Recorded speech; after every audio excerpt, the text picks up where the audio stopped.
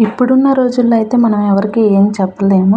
చెప్పినా కూడా ఎవరు వినే సిచ్యువేషన్‌లో అయితే లేరు. కానీ నాకెందుకో చెప్పాలనిపించిందనమాట. సో, ఎవరికైనా ఒక్కళ్ళకన్నా యూజ్ అవుతదని చెప్పేసైతే చెప్తున్నాను.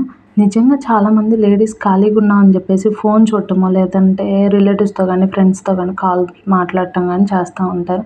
నిజం చెప్పండి, మనం ఖాళీగా ఉన్నామని ఫ్రెండ్స్‌తో గానీ అట్లా కాల్ మాట్లాడుతున్నప్పుడు వాళ్ళ గురించి, వీళ్ళ గురించి చెప్పుకుంటా ఉంటాం. అలా వేరే వాళ్ళ గురించి మనం మాట్లాడుకోవటం వల్ల మనకు రూపాయి కూడా రాదు. ఇంకా చెప్పాలంటే మెంటల్ స్ట్రెస్ కూడా అలాంటి వాటి వల్ల. మీరు ఆ ఫోన్ పక్కన పెట్టి 2 డేస్ ఉండండి. డెఫినెట్‌లీ మీరు ఖాళీగా ఉండకుండా ఏదో ఒకటి నేర్చుకోవడానికైతే ట్రై చేస్తూ ఉంటారనమాట. ఎందుకంటే నేను 2 ఇయర్స్‌గా నాకు అవసరం ఉంటేనే మాట్లాడతా. లేకపోతే ఎవరితో మ్యాక్సిమం ఎక్కువ ఫోన్ కూడా మాట్లాడటం లేదనమాట. సో, నేను దానివల్ల చాలా నేర్చుకున్నాను. ఆ నేర్చుకున్నది ఏదో నేను సంపాదిద్దామని కాదు. ఏదో ఫ్యూచర్‌లో నాకు యూజ్ అవుతదని అయితే నేర్చుకున్నా అనమాట.